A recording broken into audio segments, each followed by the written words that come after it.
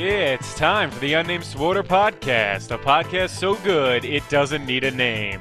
So without any further ado, here's your host, JD. Take it away, Johnny. Hello, my friends, and welcome to episode 28 of the Unnamed SWTOR Podcast, recorded on January 4th, 2014. I'm your host, JD, aka Gaddick, and today's episode will be talking about 2014. That's right, it is a new year, and with it we have some information as to what we can look forward to in the near future, as well as some conjecture and hypothesizing about what we think Bioware will be doing in 2014 as a whole. So if you'd like to hear about future possibilities for the game of SWTOR, well, this is your episode. And with all that being said, let's force leap right in. Red 2, I've got a topic coming in hot, requesting clearance to engage. Lock as foils and attack positions. You are cleared to discuss.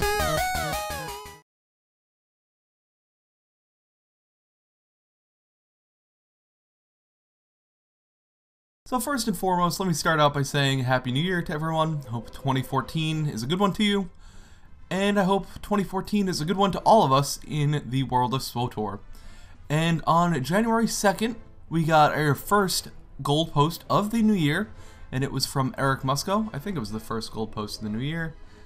Well, it was one of the first. Whatever number it was, I'm pretty sure it was the first, though. And with this, we got some fairly significant information about what we can expect in patch 2.6. People on the forums were asking, what can we expect from the next major patch? We've kind of been on a hiatus, you know, with the holidays and whatnot. The developers were on vacation mostly. We're on vacation mostly, you know, in and out of the office, etc. So it's expected that we don't get much feedback from them during that time. But now that we're into the new year, it's time to start getting back in gear, getting our butts back to work, getting our butts back into SWTOR. So with that, we got this little doozy of a post. So Eric Musco says, first off, Happy New Year, everyone. I'm back in the office now from the holidays, so we are right back to some yellow posts with a happy face. So, Game Update 2.6, first and foremost, will mark the launch of Galactic Starfighter. So, right now we're in early access of Galactic Starfighter still, but with patch 2.6, which is coming February something, I think, February 6th maybe? That sounds right. He doesn't explicitly say the date, but I'm pretty sure that's what they said the target date for it was. But the full-on release of Galactic Starfighter will be out then, and all players, including free-to-players, will be able to play Galactic Starfighter, which is awesome. I know I will get a lot of friends into the game come February so that they can try it out in free-to-play and maybe they'll become subscribers. I think that could be a big boon to SWTOR. And anytime SWTOR makes money, we can hope that that means they will have more resources to develop better gameplay for us. So, debatable if that's true or not, but we can definitely hope so. So, I'm happy to get my friends into the game, and I'm happy that Bioware will be getting some new money from this. Also, the gunship unlock will be available for free-to-play players. Right now, during early access, only the subscribers have access to the gunship. So if you got in late into that second tier of Galactic Starfighter early access, you do not have the gunship unlock, so this will be new to players, which is pretty cool. The gunship is definitely a key part, if not an overused part, of the current composition that really works best in Galactic Starfighter. So it's nice to see that the free-to-players will be able to get in with that.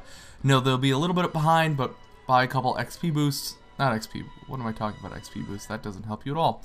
But buy a couple of the special ships that have the requisition boosts on them. That's what I meant. What do they call it? They call it, I don't know. But there's something that gives you a 10% bonus. So get those. It'll be a little less painful.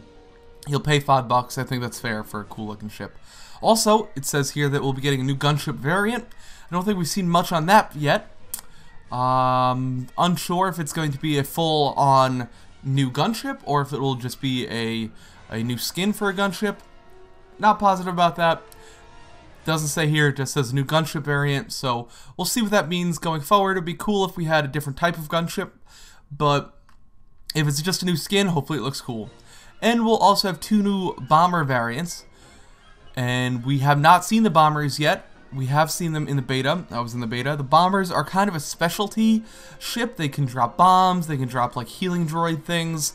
they're pretty cool. They fill a role that isn't necessarily filled right now. A support role, if you could say that. They do have some offensive and defensive capabilities, but they're really a support type ship. And I think they'll become a key part of the meta in Galactic Starfighter. And then, as always, we see the ... and more. We'll talk about this next week. So, with patch 2.6, we will be getting a bunch of Galactic Starfighter stuff and more, apparently. And they've used the and more pretty much in every post they ever talk about future content. They always have the ... and more with the exclamation point.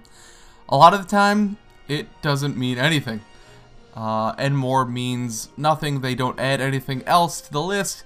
It's just kind of there as a tease, but he does say we'll talk about this next week, so hopefully that means that this coming week we will be getting some cool new information. We'll talk about exactly what I'd like to see in the next segment, where I talk about my hopes and resolutions for 2014 and what I think Bioware's resolution should be. He goes on. That's the end of the game update 2.6, so that would be the features that we can expect to see in Galactic Starfighter. But he continues on to say also game update 2.6 will come with a few class changes, which I know, hallelujah, hallelujah, a lot of people are saying that right now. Here's just an overview of some of what you'll see. A fairly significant DPS boost for operative scoundrels, and this is a big one, and I know a lot of people have been complaining about the operative scoundrel DPS being kind of in the gutter, specifically the infiltration concealment. Yeah, that's the imp side version of it. Infiltration concealment operatives are having a huge problem, PvP especially, PvE also with that spec specifically, but in PvP all DPS operatives are kind of lacking right now. You can do really well PvE side with the dirty fighting lethality tree. On an operative, they can actually do a really good amount of DPS, but in the PvP side, they're definitely in a tough spot. And I've talked about this in a former episode where we discuss why I think this is a tough spot and where I think a fairly significant DPS boost could be a scary thing too. So, just to kind of sum up what I was talking about there, the problem with operative scoundrels and also shadows assassins, but kind of in a different way, but I think specifically operative scoundrels they're supposed to be your glass cannon, get in, you know, shoot first, knock you down, kill you. The problem with that is if you play during like launch time before they were nerfed into the ground, operative scoundrels were the single most annoying class and probably most imbalanced class in PvP. They could kill you in 2 globals while you were still knocked down. It was ridiculous. Now, I mentioned this on Twitter, and I did get some reasonable feedback that a lot of that had to do with the lack of bolster, which I'm a huge supporter of bolster. I think bolster is a very important system to have in the game. So that's one thing that could mitigate this kind of problem happening again. And a lot of it has to do with the gear disparity not being as big anymore back then when there was champion and I can't think of the other kind of gear now. I know it was champion and then something else. War hero. When it was champion war hero, there was an enormous gap between the 2 sets. Not to say that the people that had no gear, there was a tremendous amount. So the normalization of expertise and bolster kind of mitigate that scenario where we could go back to the getting 2-shot by operative scoundrels, which is positive, and I think that they definitely need to improve the operative scoundrel DPS. That is a class that PvPers go to and look at. You know, rogues in WoW were a big PvP class, and I think a lot of players like the ability to sneak in behind someone, knock them down, you know, stun them, and then just backstab them over and over and kill them. That's something a lot of PvPers, I think, gravitate towards. So buffing the operative scoundrels, giving those PvPers the ability to play competitively, especially in 4v4, would definitely be a huge boon to the game. So I'm happy to see what they have to say here. You never know what they mean when they say fairly significant. Who knows, they could just be buffing them like they did the Shadow Assassin, which I still think the Shadow Assassin has a little bit way to go, but I think that they've gone in the right direction with small incremental changes to classes to make them more competitive, which is the way I think they should go about it. More frequent, small changes are the way to go. said that many times too. Next up, Mercenaries Commandos will now have a skill to eliminate pushback on Tracer Missile Grav Round and Power Shot Charge Bolts, and Sorcerer Sages will now have a skill to eliminate pushback on Lightning Strike and Force Lightning Disturbance and Telekinetic Throw. And this, I think, is a great change. I'm a big fan of this change. For a long time, I think the big problem with these classes is the fact that they are so susceptible to knockback, pushback. I mean, that's just a pretty much well-known fact that these classes rely heavily on their castable abilities, and also the snipers and gunslingers do, but in cover, the snipers and gunslingers are immune to the pushback, and I think that giving the Mercenaries Commandos, Sorcerer Sages, the ability to also be immune to this pushback is important. I don't know if this will be enough to make them super viable in PvE. No, sorry, they are viable in PvE. My bad. In PvP, in the player, I need to start saying player versus player and player versus environment, because I screw up all the time in PvE and PvP, but that's another thing. So in player versus player scenarios, Sorcerers and Sages and Mercenaries Commandos do have a tough time, especially when compared to the Gunslinger Sniper counterparts. So this is a good first step to getting them in that space, in getting them into viability. I still think a little bit more can be done. I think Mercenaries Commandos will actually do very well after this change is implemented. They also got the override hydraulics, or whatever the ability is called on the other side, which is an important and great PvP tool that they have. It gives them the speed boost, also makes them immune to, you know, your knockbacks and things like that. So I think that's an important tool towards their kit. The snipers, gunslingers obviously have hunker down every 24 seconds. I think we could see a reduction maybe in the cooldown on the Mando mercenary skills with that. But I think that a problem maybe have had with the Sorcerer Sages not really having a great ability like that. I don't know what exactly they could do to change that. I mean, giving them that would be a step towards class homogenization, which you know I am not a fan of, but something could definitely be done there. I do think that hunker down is an incredibly strong ability, and I could honestly see it be nerfed at some point, and I don't think that would be a huge issue. I think that would just be a very... I'm a proponent, as a gunslinger I'm saying this, I'm a proponent of nerfing hunker down, because right now it is incredibly easy to keep up pretty much constantly, which makes you immune to everything. It's ridiculous how good a gunslinger sniper can be. So that's where I think they're at with that. This is a definitely welcome change from the Mercenary Commando and Sorcerer Sages. Is it enough to get them balanced? Who knows, but we'll see the actual nuts and bolts of things when this is released. We can test it out and see what happens.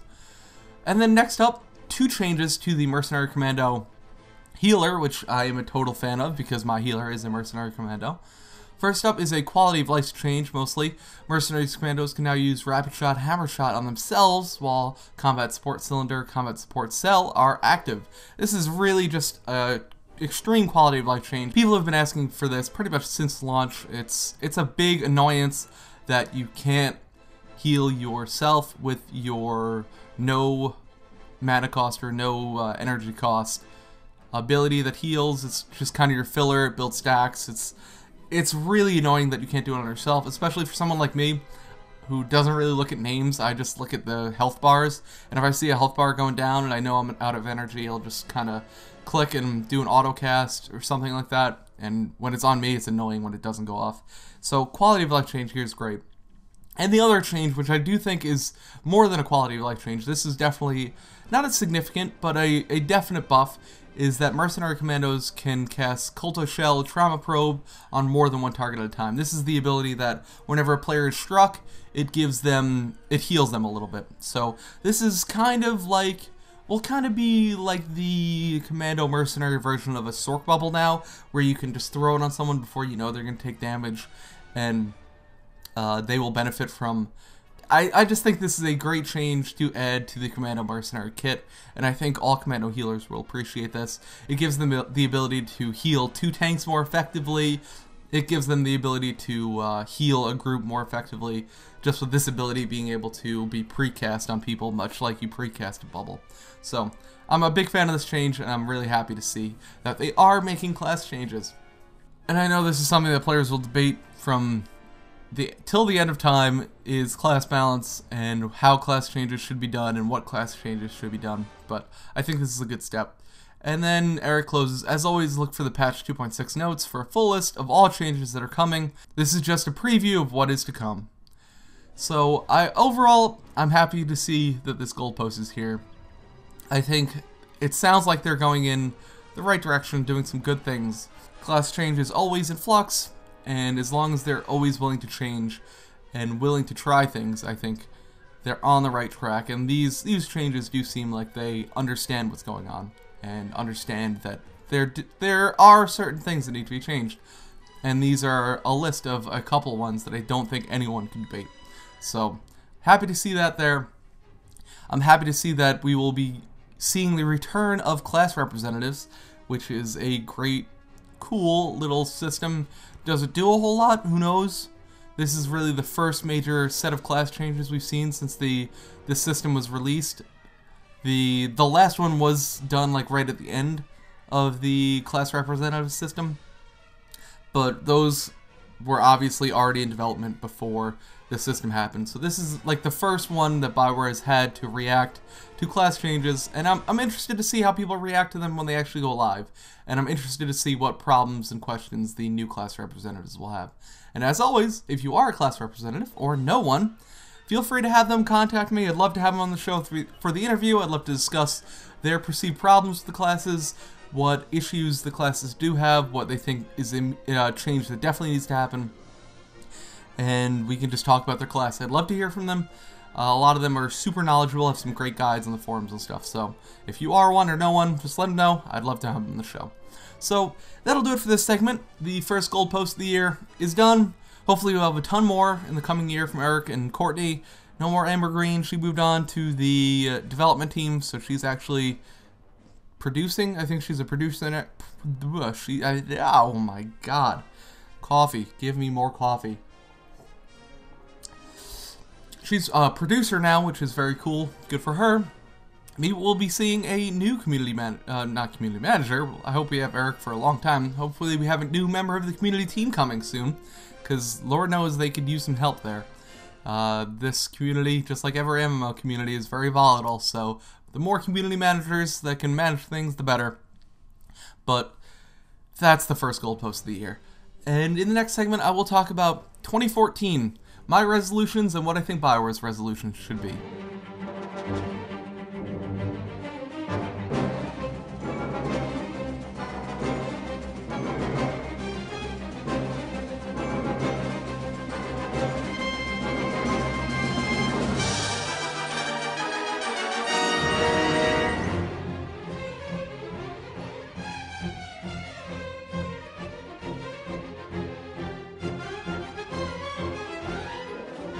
So it is the new year, and the trendy thing to do when a new year comes up is to make resolutions.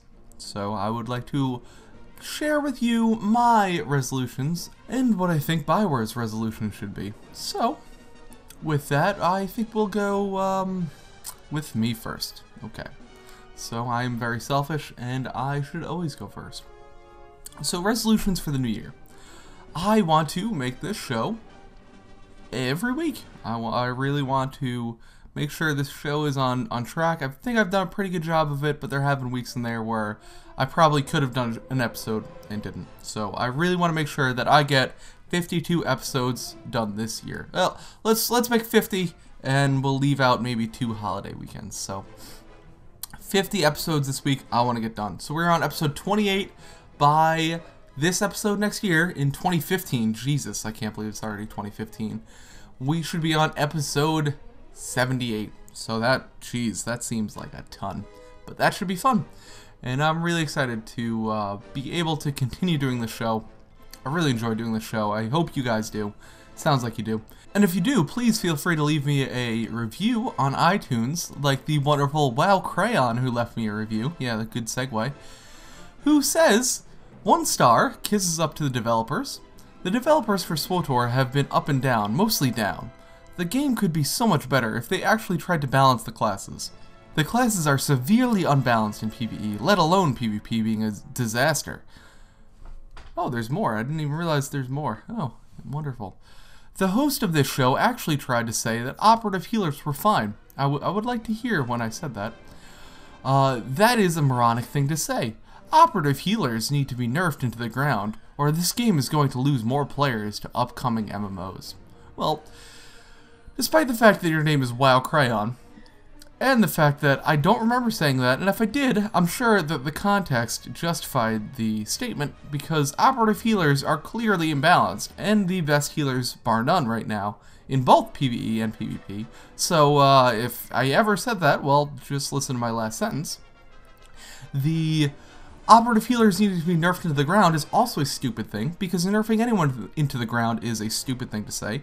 And if you have ever said that X or Y class needs to be nerfed into the ground in an MMO, you should probably go try playing a single-player game, because you will never be happy in your MMO. Because nerfing things into the ground is just a stupid thing to do. And it happens, but it is always a bad decision.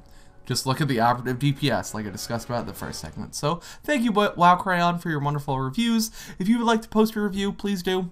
Positive or negative, I love negative feedback, so please feel free to give me a bad review if you'd like, or a good one on iTunes. And sorry for the shameless self-promotion there. And while I'm at it, why not just say, I have Tonfon code, I feel like giving it out, so this week, if you would like to win a Tonfon code, all you need to do is tweet me at GT with some comment about the show. Just make any comment, positive or negative, doesn't matter. As long as you tweet at me relating to the show in some way, and give me a hashtag Tonfon, and then I will include you. If you don't want a Tonfon but just want to talk to me, that's fine too, at GT. But if you'd like a Tonfon, some comment about the show, it doesn't matter, positive or negative, and with the hashtag Tonfon, and a random person will be given the Tonfon code. So, anyway, back to resolutions. What else? Another resolution is I want to definitely do more with my YouTube channel. I know that I had the hard mode guides going for a while. I did the story mode guides of the last year. I did hard mode guides of this year. I think both are positive. The problem is both take a ton of time. One of those videos could have easily taken a week if I really wanted to get them super polished. And a lot of them were definitely rushed. And a lot of them I just needed better or more video when I couldn't necessarily get. A lot of them required multiple people to be getting videos. So there's some technical difficulties that I think I can work out, and I think I can improve upon. So if you like the guide videos, or if you like other SWTOR videos, be sure to let me know what you'd like to see. But the SWTOR guide videos, I definitely want to get up there. I think that WoW has Tank Spot, and Tank Spot is an incredible place to go for your WoW guides, and I want to have Tank Spot quality videos for SWTOR. So that's my end goal. I'm going to talk to some people in my guild, talk to some people. If you have any experience doing video editing, or if you have good Fraps recording, or if you can get your whole guild to Fraps record and they want to send it to me and I'll edit it, or if you want to try out a script, you know, just contact me. I'm more than happy to work with you to try and make better videos. I want to make better videos, so that's another resolution. And my third resolution is I want to expand my YouTube channel. I kind of have already. I've been expanding my Twitch channel a little bit and my YouTube channel. I've been playing a little bit of Hex, which is a lot of fun.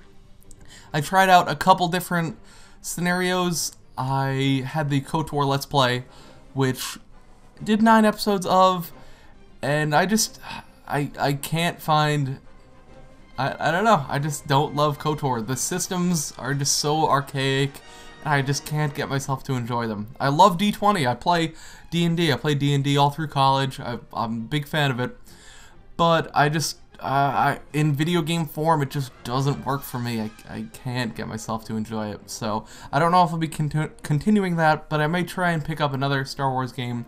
Played a little bit of Star Wars Lego during the Extra Life live stream, which I think was one of my highlights of this past year. I really enjoyed doing the Extra Life stream. I'll definitely be doing that coming up in 2014, towards the end of the year, but there's a lot of time before that happens.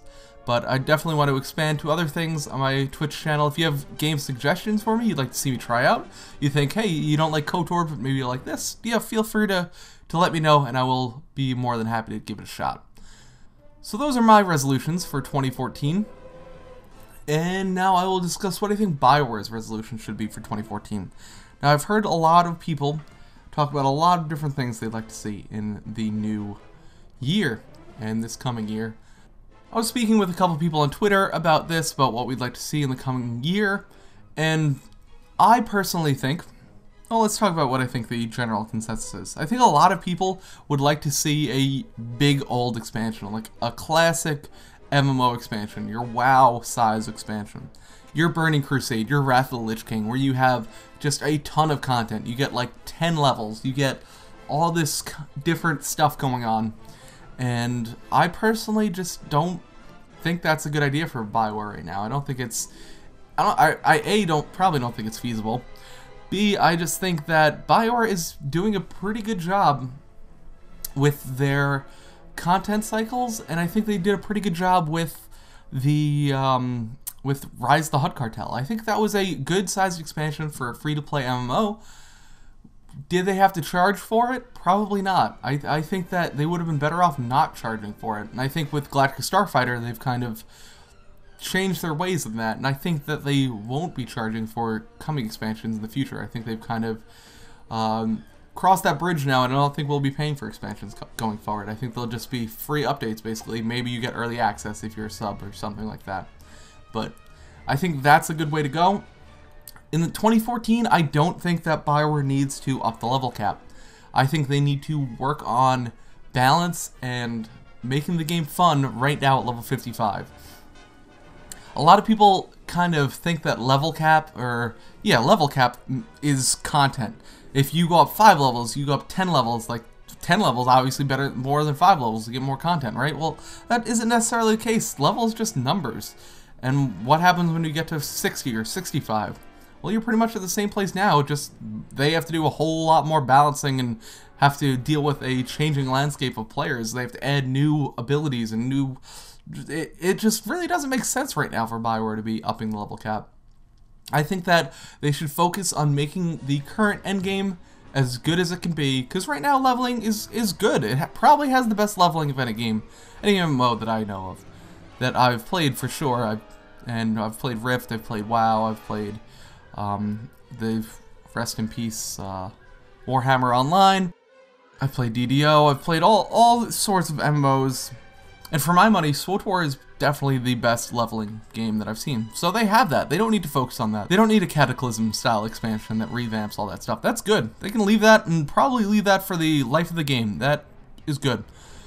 What I think they do need to focus on is current endgame right now. They need to fix the problems they have. They need to work on balance. And if you up the level cap 5 or 10 levels, you're just going to throw a whole balance thing into a blender again, and you have a random shake of stuff coming out. And that's not a good thing for balance. You want to just leave things status quo right now and work on getting your balance right. Work on getting out more PvE content, getting your raids out. Work on your release schedule for raids.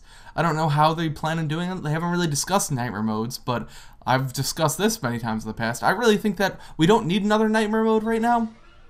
Well, I really think that right now we should get another set of hard modes, and they should continue working on the nightmare modes, making them great, and then release them in the next update after that. Let us yearn for some more Dread Fortress and Dread Palace. Time really does make the heart grow fonder, so if you just give us time to want to go back to those old hard modes in a harder difficulty, I think that's the way to go.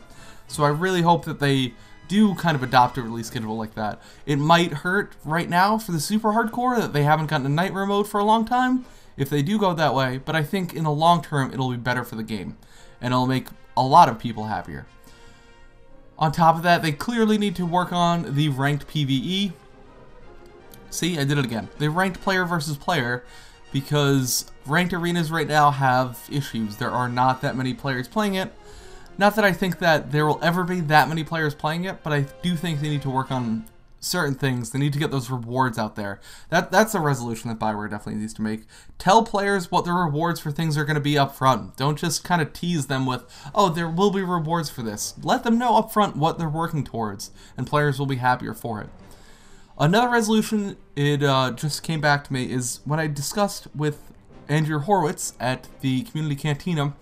He discussed the possibility, or we discussed the possibility of adding reputation into raids and kind of using that system instead of a comms-based system.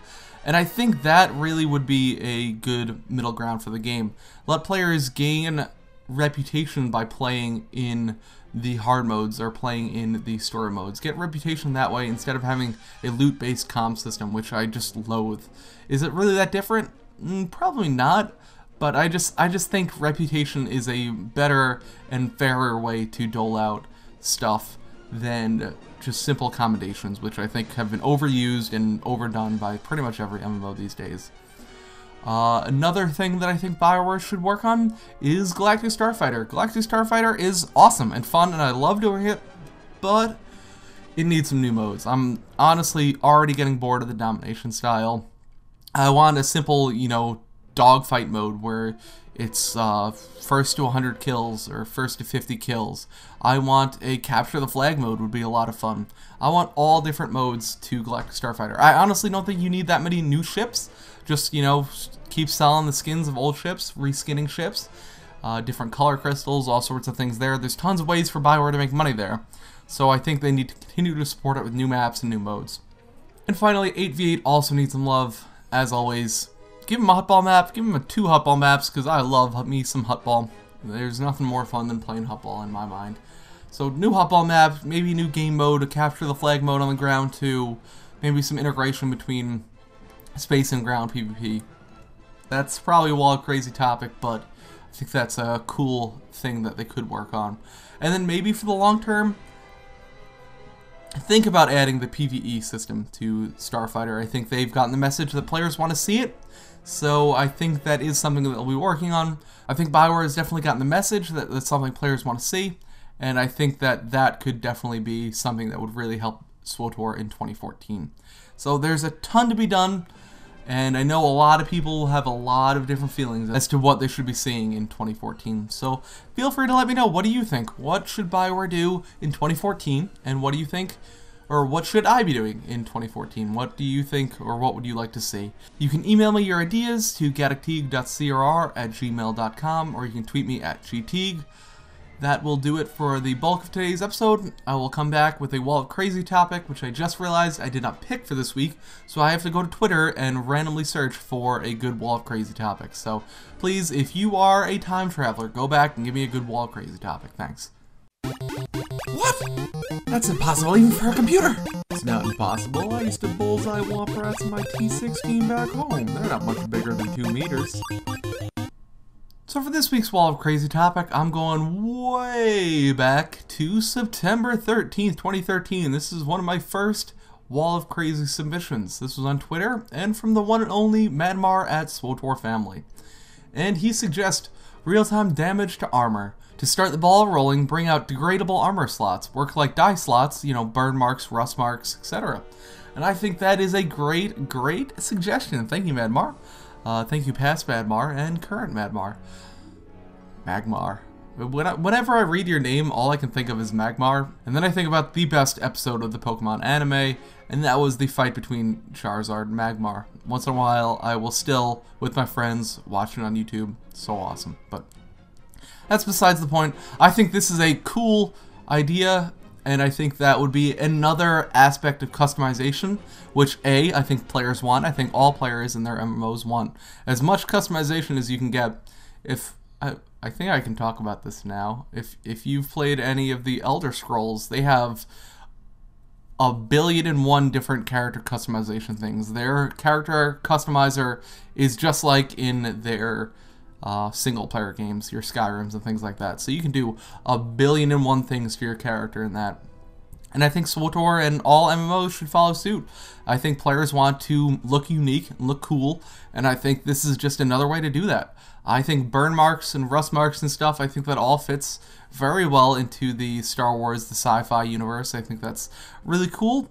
I think that they could definitely add things like this to your armor. I'm not going to say this is something that would be easy or cheap. It would definitely require them to model whole new things with different kinds of markings and stuff on them. But even if they just start as like patterns, like rust or things like that, that you could maybe put into the dye slot, I think that would be cool. Or maybe if they add like a different dye that is like rust plus blue, like a blue rusted look, or like a copper rusted look, something like that would be cool that you could put into your dye slot and work just like dyes. To start out, then maybe we can go towards, you know, lightsaber slashes across the chest or things like that.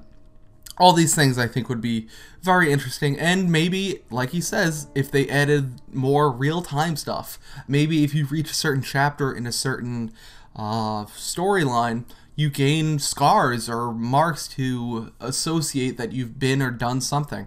I think that would be really cool. Maybe if you complete a certain raid, or maybe if you die in a certain raid, you end up with a permanent mark somewhere.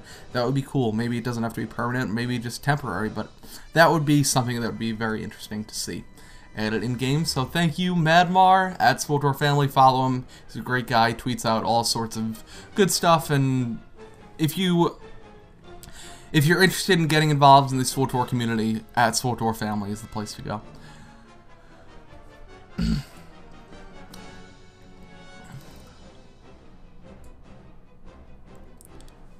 And with that, I think we'll wrap up the show. As always, if you'd like to contact me, you can send your questions, comments, and concerns to gadokteeg.crr@gmail.com, or you can tweet them to @gteeg on Twitter. Make sure to subscribe on iTunes to get your weekly podcast updates. And if you comment on iTunes, I will call you out on the show for commenting or submitting reviews. So, good or bad, submit reviews. They're fun to read anyway. If you're new to the game or thinking of resubscribing, I provided my refer a friend link in the show notes, so if you'd like a little added incentive to come back, feel free to use it. You can also check out my website, gadokgaming.com, and if you tweet @gteeg with the hashtag Taunfaun and talk about anything from the show and give me some form of opinion or comment on Twitter, you'll be entered to win a Taunfaun code, which I will announce next episode. So I hope you've enjoyed this episode of the Unnamed SWTOR Podcast. This is JD, signing off.